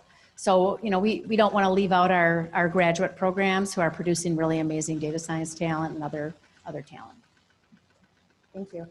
I am going to move on to the next section. And then I do have some questions that came in, like pre-event through the LinkedIn posts that we did.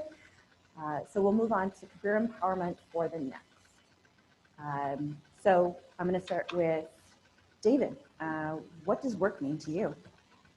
Work is the invitation to do more of what makes you come alive. And I think it's kind of the intersection between your life and a contribution to community. So that's how I see work. And I see success in work is the invitation to get to do that the very next day. Thanks, David. I'm going to actually open this up to everyone on the panel. Joe, what does work mean to you? Dang. David, you said it so eloquently. I mean, I guess pretty similarly, utilizing skills and areas of interest to perform meaningful impact, something that does affect the world in some way. I will mention that I think a lot of this comes back to what Laura mentioned earlier, in that today's education systems are helping students ask or consider those questions, like how do you want to impact the world? Where do you see yourself fitting? And as young people ask those questions to their employers or seek employment that helps answer it, that I think misconception of entitlements starts to play in, but rather it is just seeking that meaningful impact. Yeah, that's how I would define it. All right, thanks, Joe. John, what does work mean to you? Well, to me, putting a very bland lens on it, I would say that work means getting things done. And that could be doing something that's really fun and I enjoy it, or it's something that I don't enjoy it. It's painful, but it's something that has to get done. Okay. Thanks, John. Laura? Yeah, for me, it's I have I grew up in a household where we had a pretty strong work ethic, so I have trouble with boundaries sometimes. I love work because I feel like that's just something where I do love seeing things happen and very action oriented.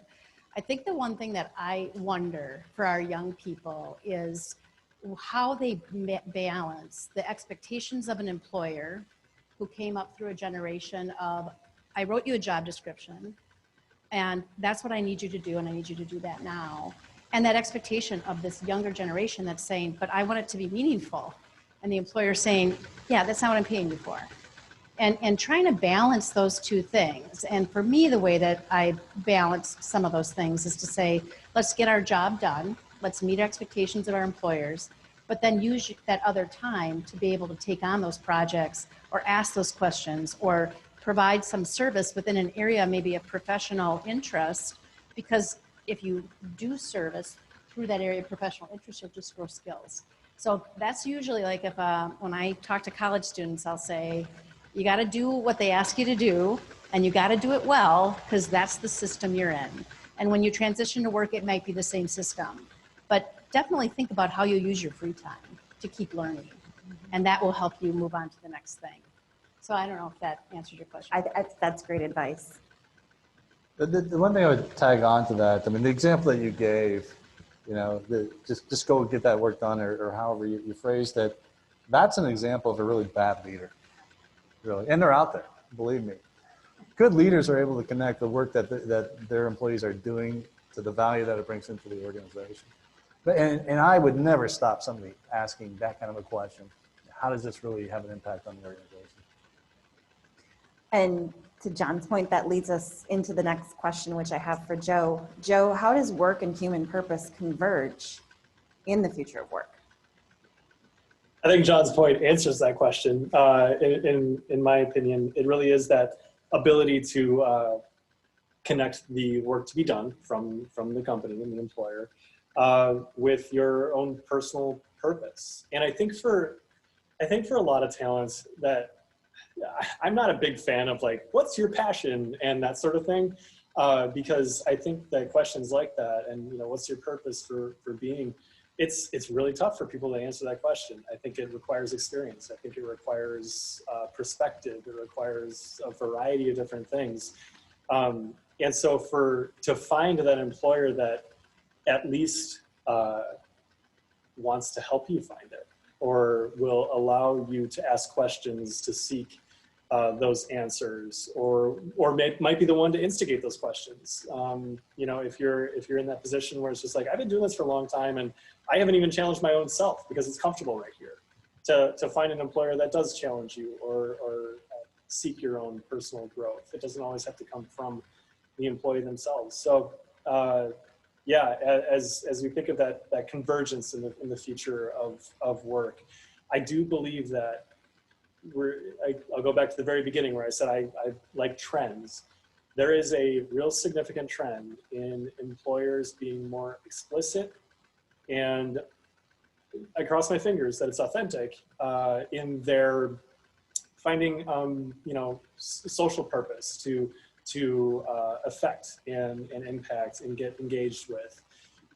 And so companies that have that social mission, companies that make it explicit for what they want to stand for and impact within the world, I think you're finding many more employers working towards identifying what that is and helping their employees engage with that. And for, I would say, especially some of your younger talent, that is a very appealing proposition. It is probably as important of a conversation or contributing factor as your benefits package might be, or what have you. I mean, it like really does influence your own workforce, and that has lasting effects on the company's culture, and it does significant things. I also want to point out, like 4M, and I'm going to ask you another question. What percentage of the 4M cohort were working, would you say? We're currently not. Yeah, so this spring we had our pilot cohort of 4M founders, and there were 50 of them, and the majority were fully, you know, full-time employed. And since then, There are a number that have wanted to go on and pursue their startup concept full-time. I believe there were about 19 that were seeking that opportunity to take it as a full-time gig. And so there are some steps that need to happen and signals that your concept needs to show before you take that sort of leap. But yeah, I would say that it was both. I think that's just one of the things when I talk about too, like sometimes you do have to be in a certain job. We talk a lot about transitioning college students to the startup, and they're discouraged from doing that because it's risky, right? They don't have any money, they don't have any capital, and now they don't have a job, and they're going to go off and start a new company, and sometimes that works. Yeah. But in some cases, maybe you are using that job or that. Maybe it's the first 10 years of your career to learn what you need to do and build up some assets so that you can participate in something you really want to learn about and think about and be really creative. I think that's where when I watch the 4M process work, I think that Joe's team does an unbelievable job of helping people move on and take control of their own career by starting a business. Could you tell us what 4M is? I'm going to let you answer Yes. that. Because I don't know if we mentioned that before. Sorry, he tried, yeah. Yeah, I had a very short pitch for it, but it's that tech startup incubator program. So it's a free program, just 6 quick workshops spread over 3 months. So there's a lot of time in between each of them. 3 workshops dedicated to getting an idea that might be in your head, some trapped knowledge, industry insider expertise, and using it to solve a real problem using technology, coming up with a tech-enabled startup concept. Half the workshops are dedicated to that. The other half are full mentor feedback sessions. So just how can we get you as many connections as possible, helping you take that first step into the tech startup world and getting plugged in, getting connected, getting as many resources and extra connections as possible so that you can take those next steps, getting that first customer, performing your, putting together your legal entity, getting marketing assistance, doing that sort of stuff. Is that open to just students or anyone? Adults? Oh, really? Yeah, your ideal market that we're targeting is a little bit older recruit. So personally, this may be a controversial statement. I'm like Laura said, not a full believer that every student should be starting a business. I think you need some of that experience, some of those connections, some of that industry insight. And you'll see that the average age of your successful startup founder, I believe, is in your early 40s. And you can guess why. You understand what the world might need in a particular industry. And it's niche and trapped knowledge that might be in your head that really does set yourself up for success in the startup world. So yeah, that actually begins mid-September. Applications just opened up and spots are limited. It would be great to anyone on this call or in the audience there to work with you all. Thanks, Joe. I see that Erica has a question, and then we'll go back to the last question, and then we'll go to general Q&A. Go ahead, Erica. I was just going to say, I went through the first incubator with 4M last winter when we were doing our pitches, it was the first socially distanced anything that we did with 4M, but it was an incredible program, incredible mentors. The networking alone is worth your time, but the practice that the Commons and Maggie from WePivot have created to get your ideas moving and then put you in front of the right people to pull them out further, fantastic. Highly recommend. Thanks, Erica. There we go. So here we have our last question under career empowerment and the next, and I would like all the panelists to answer this question in 1 minute or less, please. And let's shake it up and go with David first. How does purpose in work relate to happiness, output, and overall well-being? If you haven't answered that already. I'm actually trying to think if I have anything new to say. I think I wouldn't ever tie work to happiness. The reason is because I think work is tied to fulfillment, which is different than happiness. You can be happy doing nothing. So that's what I always say. So I would say I tie work to doing something that makes me come alive and hopefully making an impact in the process on someone else. Thanks. John, what do you think? I look at it as, for me personally, it's like if I'm able to get something done and achieve something, that's very affirming for myself, that, I'm adding value. Awesome. Thank you. Laura. Yeah, I would say the same. I don't want to be repetitive, but I think, as we've all been around for a while. So, I think as you look back over your career, you start seeing chapters. And, when I was, my first part of my career was the typical corporate job, and I got a lot of fulfillment out of that. I learned a lot of skills, but it wasn't really till I got to my second chapter, I think, where I really started to see how those skills could help other people. And that's the stuff that brought emotion to work, like where you just say, wow, it actually makes a difference in the lives of other people. I think that's hard to find that when you first graduate. So I do think that those that are mid-career changers that are looking for something else, just think about the way in which all of the different accumulation of your skills could be used to influence other people's lives. I think that's a pretty powerful way to spend your time. Yeah. Joe, what do you think? Yeah, I would say that as you start to find purpose overlapping with the work that you do, you can take that normal, we'll call it an equation of the work-life balance, which for many people means either on or off. You are at work or you are not at work. And for apparently 40 hours a week, we are at work. And when you have that, you have work-life balance.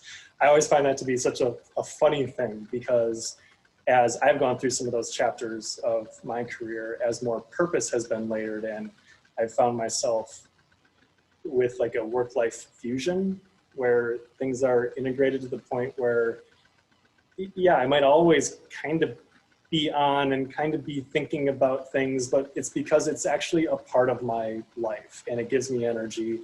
It is a conversation that my wife and I can have, my family and I can have, my friends and I can have, and it actually contributes towards my relationships and my overall well-being there. Thanks, Joe. To round out the career empowerment, I would want to ask a question that came from our pre-event question requests, I would say. And this question is from David Marlowe. How companies might make personal and corporate ikigai a thing? Sure. How companies might make personal and corporate ikigai. It's like circadian What's rhythm. ikigai? Erica, do you want to answer? Japanese philosophy that has all of this very complex Venn diagram, and the three main ones I think are purpose, value, and skill. And then there's some other layers to it. But I have it on my office wall, but I haven't been there since March 13th. So how can we bring more purpose and meaning into our work? How can corporate do this, David? How can corporations bring more purpose and meaning into work? For their people. Mm-hmm. I do this when I talk to, I think it's a simple question that you can ask, which is, what is the work that's going to get done, right? So very like responsibilities. The second question to ask is, why does it matter? So think of it in terms of like a business result, right? Don't think of it in terms of some heady thing, right? A business result. Why does it matter?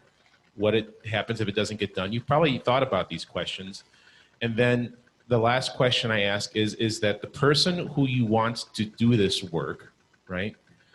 What is this person getting turned on by in terms of, I'm talking about like what's erupting their passions from this work, right? Why does it matter to them? Kind of don't think about demographics, think about psychographics. And I think that helps.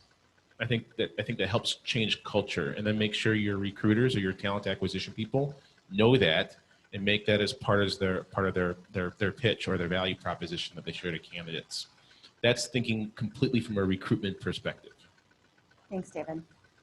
So now I want to move into the last 10, 15 minutes that we have into general Q&A. I'm going to ask Alec if we have anything coming from the virtual, and then I'll bring it out to the audience.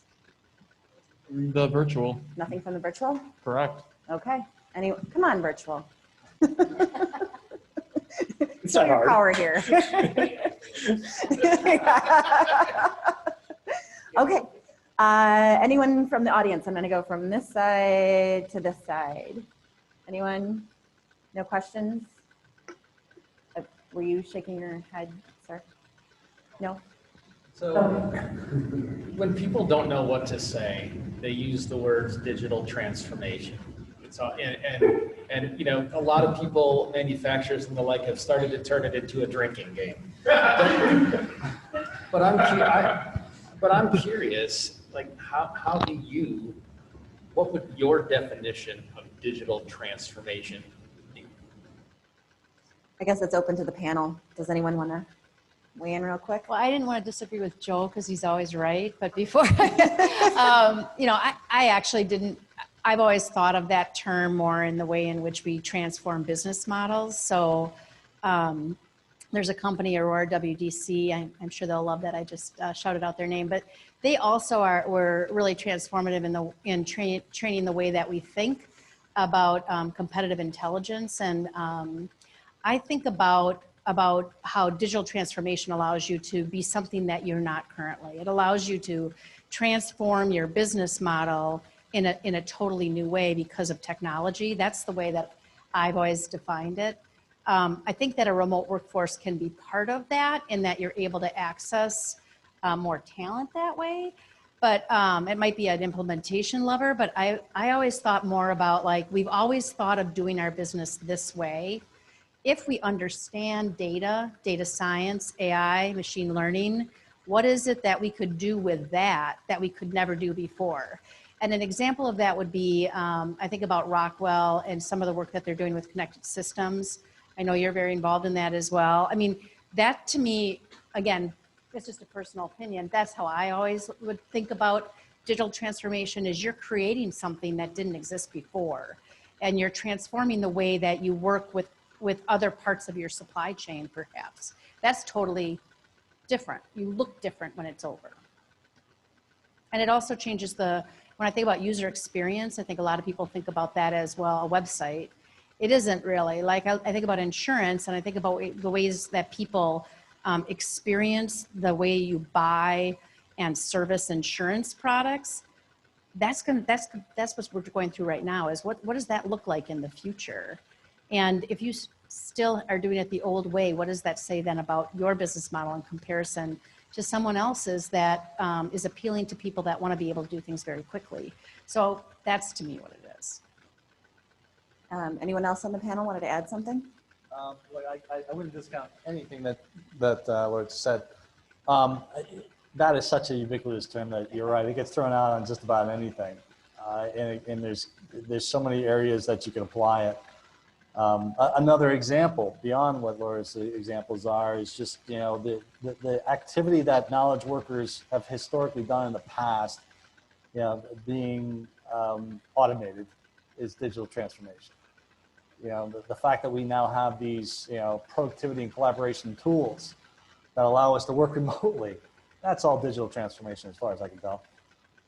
So it's really taking those tasks creating something new, absolutely, but also taking tasks and activities that human beings have historically been doing manually themselves, and automating it so that it frees them up to focus their time on things that would be far more productive, selling more products, designing new products, improving production lines, things like that, rather than approving invoices manually.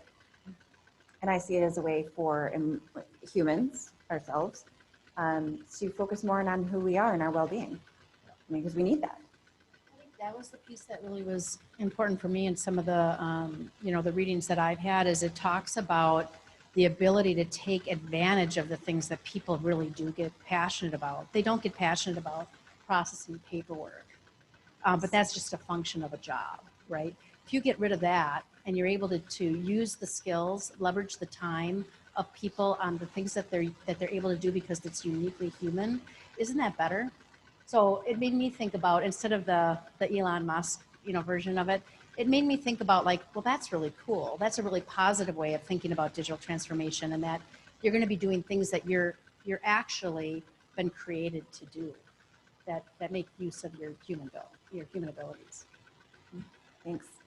Anyone over on this side got a question, sir? going back to the office, it was all a big transition for us when we went home instantly. People seem to also accept the fact that we're in pajamas all day long. I don't have to take a shower before work. I can go for a walk while I'm on a meeting. When people go back to work, because we've heard it already, companies are going to start bringing some people back. We're already have a hybrid, we'll start bringing people back. Is that going to be tough for the employees to adjust back to that? I mean, this is the first time I've worn dress shoes in 2 months.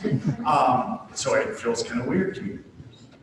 Do you see that in workplaces are having to adjust to, hey, I want to go for my walk right now? The answer is yes. It is going to be adjusted because any kind of change like that, it can be very difficult for people. I mean, people don't mind changing so much as they mind being changed, really. I think there's also an opportunity here, though, picking on what John said, that this might be an opportunity for employers to see what really matters to their employees, right? Because, I mean, if you want to look at it from like, supply and demand, right? Your workforce is saying there is something about this, what we had that we really like, and maybe we'll go find another employer who's willing to give that. So there's an other side to that coin. But I think the smart, the businesses with the smart leadership, they recognize that. And they also, as I mentioned before, with the whole COVID impact, the finance organizations, they're under tremendous pressure to drive costs down, expenses down. And one of the big targets that's out there right now, as I've already mentioned, is, it's the office space. And so I think that you're going to see, I would not want to be in the commercial real estate business right now. I think you're going to see some rather significant adjustments, from some very large organizations. We're saying that it's an employer market, but I disagree with that. I still think it's an employee market. Oh yeah. We are employees. You're being empowered to drive that. I've had of all the interviews I've done this week, I've had every single candidate consistently ask, what is the employer's response to COVID, like right now, and what is the plan moving forward? Consistently, that's been a question. What plans do they have for me to reskill? I had one person ask if there was any concern about the employer laying off in the next 6 months. Yeah, of course. I would also say for the people that are looking for that job, this is one of the greatest opportunities in history to consider taking a job out of state and working remote. Because organizations now are realizing that it can happen. In the past, it was, no, we got to have everybody right here because everybody, there's value in that. But now they're realizing we can operate. And so now, hiring managers are thinking, boy, this marketplace doesn't have this particular skill set. I've always been restricted to finding somebody that I now have to recruit to move here. By the way, Wisconsin's a wonderful place, so, I love it here. But all you have to, the first thing they ask you about is winter. Anyhow, now you've got that opportunity to, market your skills outside of your immediate geography. If you're in that spot, I would be doing that.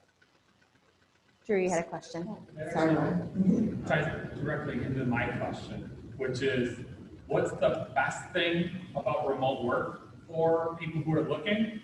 Well, on the flip side, what's the worst thing? Because like you said, if I'm an expert here and there's a finite people in Milwaukee who know this, and my pay is here because of that, now it's bad for me because now they can go everywhere, and now my salary, I'm no longer in demand, and that's a negative. So what's the best thing about remote work availability for a potential someone looking? But what's also the flip side of that, potentially the worst or most dangerous or impactful thing that could impact finding that job or finding that role? Laura, did you have an answer to that question? I'm gonna build on that, but I'm not sure I'm the best person to answer that. So Okay, so it looks like David had an answer to Drew's question, then we'll go back to Laura. I think the quick and easy answer to that is that you also have that same ability too, right? So in the same way a company could go outside to hire someone, a company could go outside to hire someone, such as you. I would say that's the first thing. And the second thing is, I would say it's an opportunity for you right now to think about how you're positioning yourself in the market. Are you working the edge of the market in terms of other people who do what you do? Are you taking a position? Are you connecting with people who want to hire someone who does something like what you do? So I think that's also an opportunity that you have. The third quick thing I'll say is that since we are working remote, not a lot of people have to go somewhere. So it's easy to get people on a Zoom call.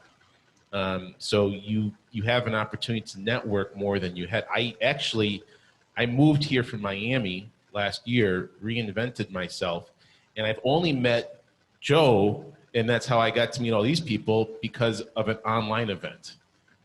So I would say that that's actually an opportunity that you have right now. I was just going to flip around the comment because obviously our mission is to create more tech jobs in the region for the benefit of our employers. So while they can go out, I would flip it around and say for the employers that are listening, it's really important that you think about how you're making your workforce happy here because they can leave now. Yep. And they can leave easier. So if in Milwaukee we're saying, well, we're not going to really embrace remote work, and now you have someone that's had a taste of it that has a skill set that can now go to California, well, all of the efforts in the world to bring people here are going to be undermined by the flexibility that the work environments there have. So I actually really think that this move to remote work is going to be a huge benefit in terms of attracting talent versus leaving. We have a lot to offer here. You know, we still have snowboarding. Oh, No, but we have a lot to offer here in terms of our startup community, in terms of and in terms of just work-life balance and all of those different things. So I just would say that we need to be really thinking very strategically about how we make the remote work experience work here for the people who are here and the people we want to attract here. Before we wrap up and have Eric up here to summarize and end today, Joe and John, did you have anything real quick you wanted to add? You don't have to. I'm just asking to like throw it out there. Nope. Okay, Joe. No, I fully support these comments, Nate. I think with a little bit of chaos comes a lot of opportunity. Yeah, competition is good. Yeah. All right, and with that, we'll end. I'm going to have Eric come up here. He's back there. But before that, I wanted to say thank you very much for giving me the opportunity to be in front of you all today. I greatly appreciate it. Those on the virtual, same. And thank you to the panelists for just being your unique, resourceful humans. So, thank you, everyone. Thank you.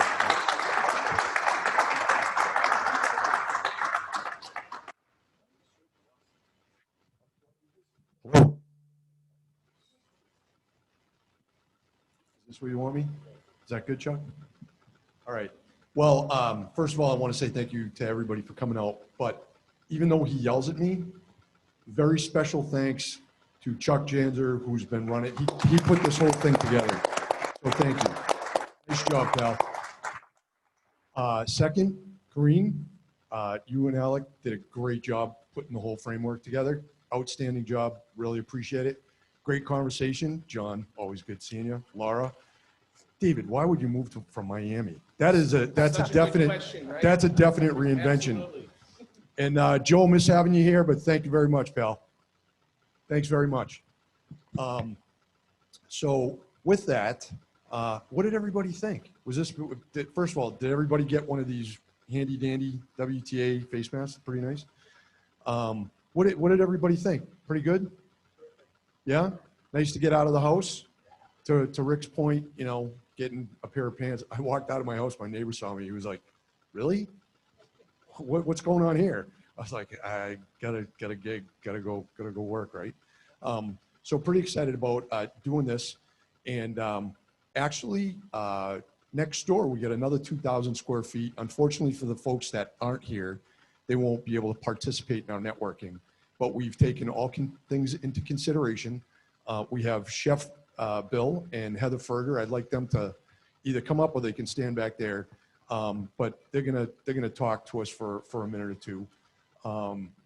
But first, I want to mention that next month, I don't even think it's a month, is it? What's the date? The 20th? September 16th. Matthew Balcom is our director of golf. We have a golf outing out at Western Lakes. We actually have a safety, what are we calling him? A safety manager. Yeah. that's making sure that everything is safe at the golf course. But with everything as it stands right now, we're going to probably end up between 125 and 150 golfers. So make sure you get registered. We have a lot of great stuff going on. And then we're going to be talking about what we're going to do for our tech conference. We may do a mini version of it in October. And then we have a business, and we may do it here. And then we got to talk to Heather about that. Yeah, and then our business meeting in November. December, we're off, and we're off to the races in January. But we wanted to do this. The board made a very thoughtful decision to do this in this fashion, because if COVID's going to be here for a while, we're not just going to be another webinar group.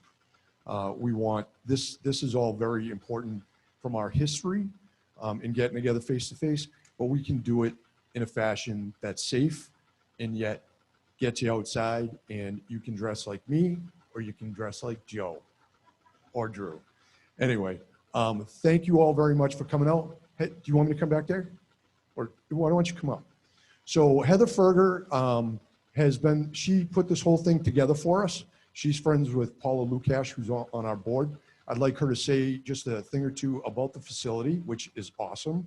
And then Chef Bill, who for the last 2 weeks I've been calling Chef Jeff. We're doing something special for everybody that's here. So.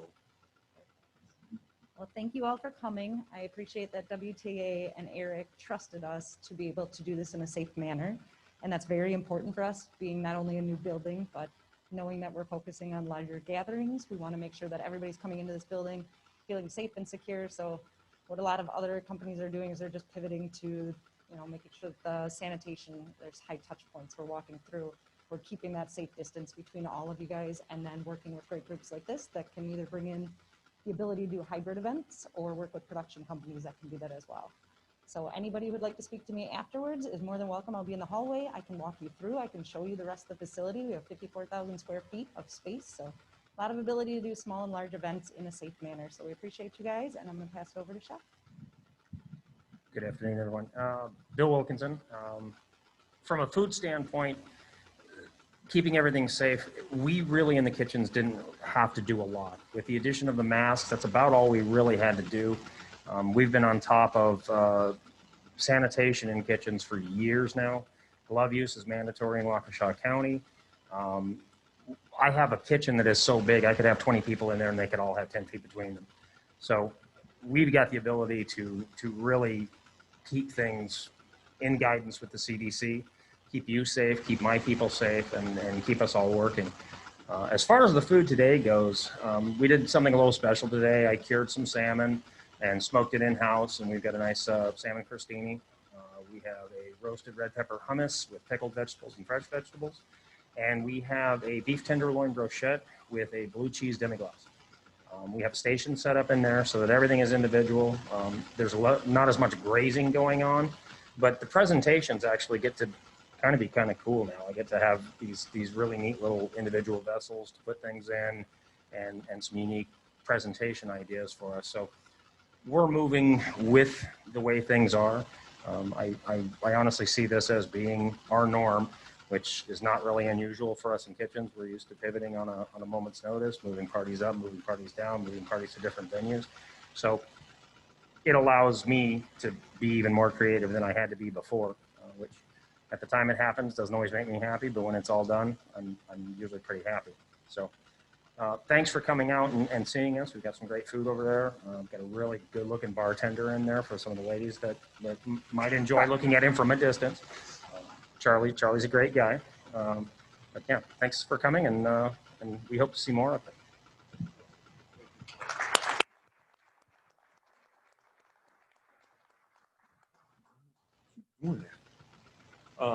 So that's it. So what I would do, I would suggest if you have the time, make the time. Doesn't take too long to go through here. This facility is beautiful. The main area, I mean, this is there's 4 of these rooms that they can put together with, and they all have air walls, but these are all 2,000 square feet. And then the main area across the way it's huge. But it's so modular, the lighting, all of the sound and everything that they can do. Noah, thank you very much. Noah actually helped out with, he works here full-time with all the AV. So take the time to walk through the facility. But we're gonna be in the room next door for those that are comfortable with trying out the salmon and having a cocktail. That's where I'll be. Thank you. Thank you.